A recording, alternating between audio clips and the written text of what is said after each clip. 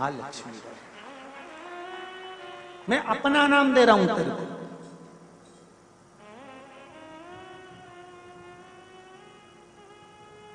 इसलिए सनातन धर्म के अंतर्गत वर्णन किया गया, शंकर भगवान की आराधना में, शिव की आराधना में, जब तुम्हें लगता है कि तुम्हारा व्यापार नहीं चल रहा, कोई तुम्हें धोखा दे रहा है, लक्ष्मी नहीं आ रही, बहुत चिंता में पड़े हुए हो, बहुत टेंशन में जिंदगी चल रही है, बहुत बीमारियां तुमको घेर ली है और चारों तरफ अंधेरा ही अंधेरा नजर आ रहा है, तुमने विचार करा अब मैं तो मर जाऊं तो अच्छा, मैं सुसाइड कर लूं तो अच्छा, मैं मर जाऊं तो अच्छा। तो मरने से पहले एक काम कर देखना, शंकर भगवान की आराधना कर देखना, शिव पर एक लोटा जल चढ़ाकर देखना, और ज्यादा चिंता ज्यादा टेंशन हो तो बेलपत्री के जड़ को घिसकर उसका चंदन बनाकर शंकर को लेपन कर उसकी भी आराधना कर देखना कि बेल चंदन का फल क्या।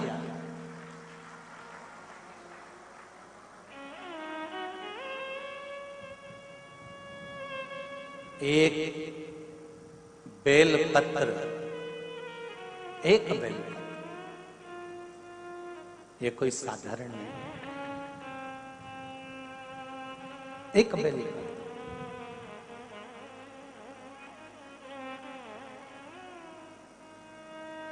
इसकी नीचे की डंडी से लेकर ये दो पत्तियां जहां लगी हैं, और दो पत्ती से लेकर ये बीच की जो पत्ती है उसमें जो गैप है, उसमें जो जगह है, दिख रही है आपको? ये दो पत्ती से लेकर बीच की पत्ती के बीच में जो जगह खाली रहती है, 33 कोटि देवी देवताओं विराजमान रहते हैं इस बीच की जगह में। जब शिव जी को चढ़ाया जाता है तब इस पत्ती के बीच की जगह शंकर के शिवलिंग पर रखा जाता है, तो शिव जी इतने प्रसन्न होते हैं कि मेरी स्तुति करने के लिए ये भक्त 33 कोटि देवताओं को लेकर आया है, मेरी स्तुति करने के लिए। लोग चावल लाए, लोग अंबारियां लाए, धन लाए, दौलत लाए, संपदा लाए, पर एक शंकर का भगत ऐसा होता है जो एक बेलपत्री के रूप में 33 कोटि देवताओं को, 64 योगिनियों को, आदि शक्तियों को शंकर को समर्पित करता है।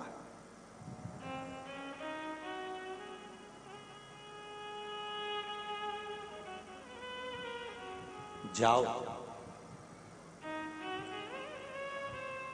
भगवान के पास, जब भी जाओ तो दिल से जाओ, हृदय से, छल कपट को दूर कर। शराबी और सांप, इनसे भी सीखने को मौका मिलता है। ये रोड पर टेढ़े आड़े चलते हैं पर घर में सीधे घुसते हैं। उसी तरह संसार सागर में तुम कितने भी टेढ़े रहो पर महादेव के चरणों में सीधे ही बने रहना कि मैं तुम्हारा हूं, इसके सिवा मैं कुछ जानता ही नहीं, मैं दूसरा कुछ जानता ना, तो मुझे पूजन आती है, ना मुझे स्तुति आती है, ना मुझे अर्चना आती है, ना मैं सेवा जानता हूं, ना मैं चाकरी जानता हूं। मैं तो केवल एक बात जानता हूं, श्री शिवाय नमस्तुभ्यम। ये वो मंत्र है शिव महापुराण का, इससे ज्यादा मैं कुछ भी नहीं जानता। पंचाक्षर नमः शिवाय, षडाक्षर ओम नमः शिवाय, द्वादशाक्षर ओम नमो भगवते वासुदेवाय, 2 अक्षर का राम जानता हूं, 2.5 अक्षर का कृष्ण जानता हूं, इससे ज्यादा मैं जानता क्या।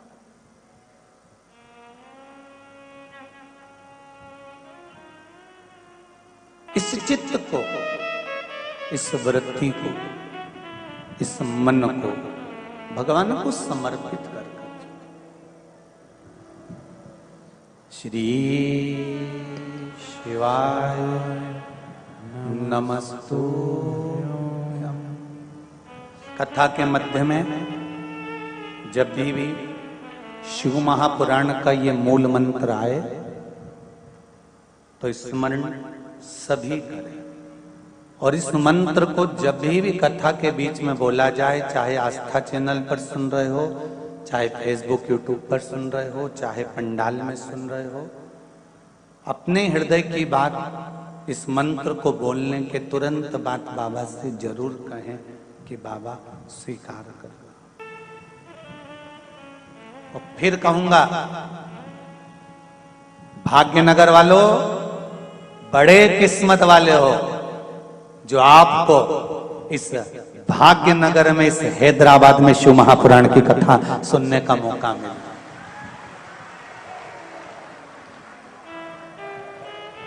अगर मौका मिला है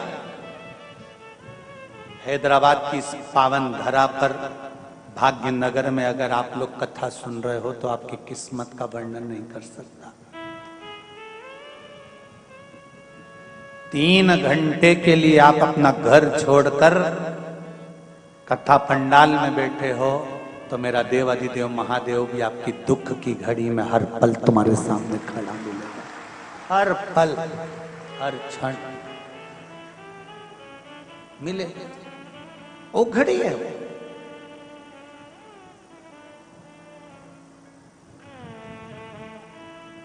एक देवराज नाम का ब्राह्मण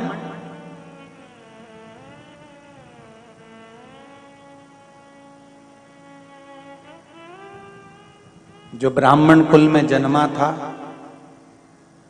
ब्राह्मण के घर में जन्म लिया और जन्म लेने के बाद भी ब्राह्मण का कर्म नहीं कर पाया। ब्राह्मण कर्म से वंचित रहा।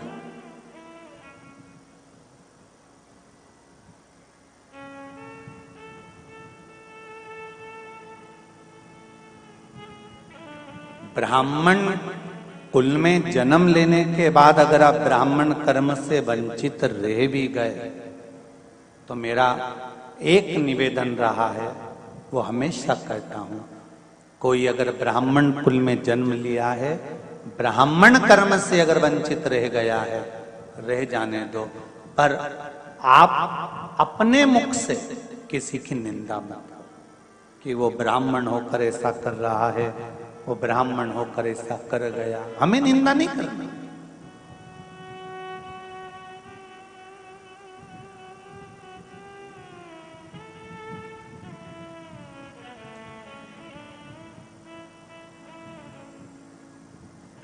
प्रयास करना है जिंदगी का तो थोड़ा सा प्रयास करें कि किसी को संवारने का प्रयास करें।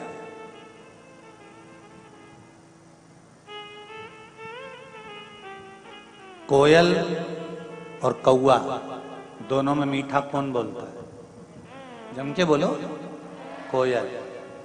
कोयल जब मीठा बोलती है तो कौए को अच्छा नहीं लगता। जैसे ही कोयल बोलना चालू करती है तो कौआ भी काऊ काऊ करने लगता है। सुनना तुम, जब कोयल बोलेगी ना तो कौआ चिल्लाने लगेगा।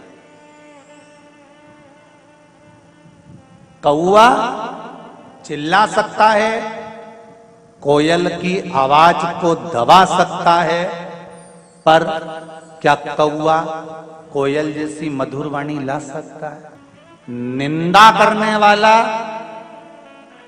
किसी व्यक्ति पर लांछन लगा सकता है, अपशब्द कह सकता है, उसके लिए आड़ा टेढ़ा बोल सकता है, उस पर उंगली उठा सकता है, उस पर आरोप लगा सकता है, पर निंदा करने वाला, आरोप लगाने वाला क्या कभी अपने आप को सुधार सकता है? कौआ मधुर वाणी नहीं ला सकता और निंदा करने वाला कभी निंदा करना छोड़ नहीं सकता। शिव पुराण कहती है तो एक काम कोयल जैसा करो, वो चीख चीख कर कोयल आवाज लगाकर दूसरी जगह जाकर बैठ जाती है। कौए के मुंडे ही नहीं लगती, वो मुंह ही नहीं लगे कौए।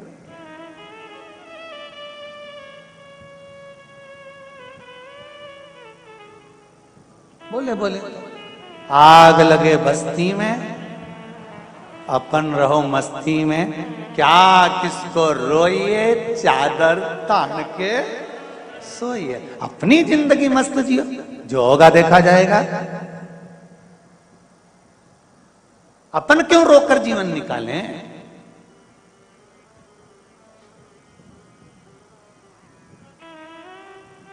अपनी जिंदगी मस्त में होकर।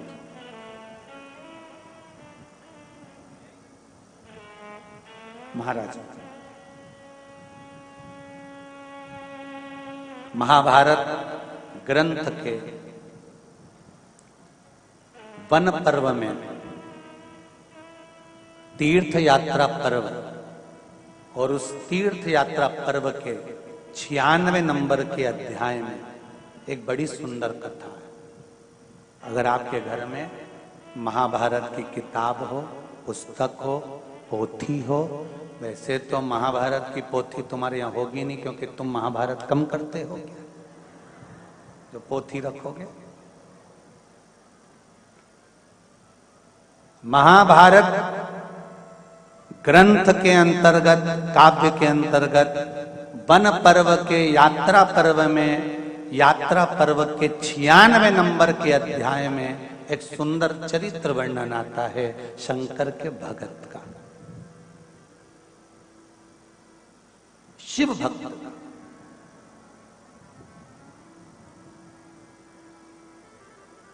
दो थे, एक का नाम था आतापी और दूसरे का नाम था बतापी। दोनों असुर है, दोनों राक्षस है। आतापी भी और बतापी। 96 नंबर का अध्याय महाभारत का वन पर्व, तीर्थ यात्रा पर्व, उसका 96 अध्याय कहता है इन दोनों ने शंकर भगवान की आराधना करी, शिव से वर प्राप्त करने के। और शंकर भगवान की आराधना कर कर भगवान शंकर से निवेदन करा, विनय करा, प्रार्थना करी शिवलिंग का निर्माण करना, पार्थिव शिवलिंग बनाना, बदल बदल कर शिवलिंग का निर्माण करते जाना।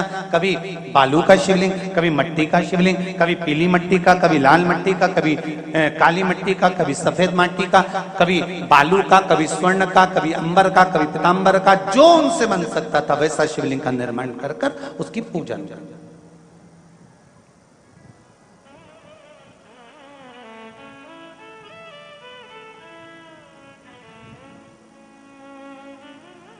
आराधना करते करते करते करते बहुत समय बीत गया। दोनों ने विचार करा कि यहां तो शिव जी प्रसन्न ही नहीं हो रहे। कभी कभी आतापी और वर्तापी जैसा मन में हम भी सोच लेते, इतने व्रत करने के बाद भगवान हमारी क्यों नहीं सुन रहा, कारण क्या है?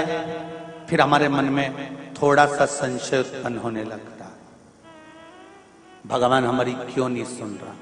फिर हम प्रयास करते हैं कि कहीं कोई ऐसा मिल जाए जो कहीं की बस यूं घुमा के और फेंक दे और चमत्कार हो जाए और हमें सोने का अंडा मिल जाए। और ऐसा कहीं का हो जो घुमा के हंडा निकाल दे तो हमको भी बताना, हम भी चलेंगे और कुबेरेश्वर महादेव का मंदिर जल्दी से बना देंगे, एक दो हंडा निकलवा के। बहुत कठिन है भाई।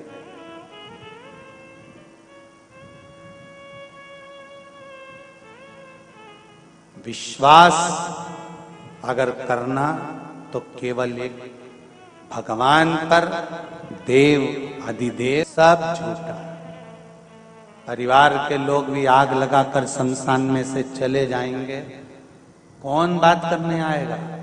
अभी तो तुम सब लोग आपस में बात कर लेते हो, जब आग लगाकर चले जाएंगे तुम अकेले धधकती हुई ज्वाला में पड़े रहोगे।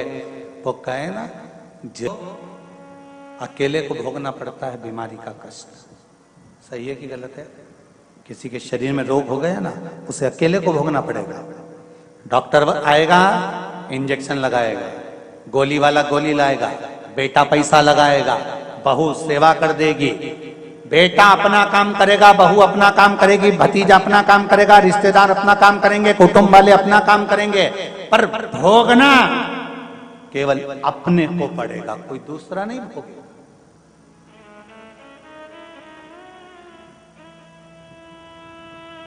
कर्म का भोग भोगना अपने को।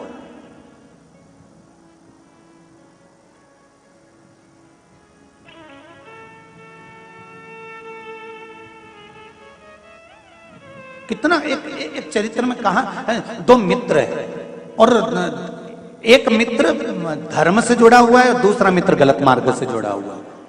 अब दोनों मित्रों में एक दिन चलते चलते समय बीत गया, जो सत्कर्मी था, धार्मिक था, वो संत बन गया। और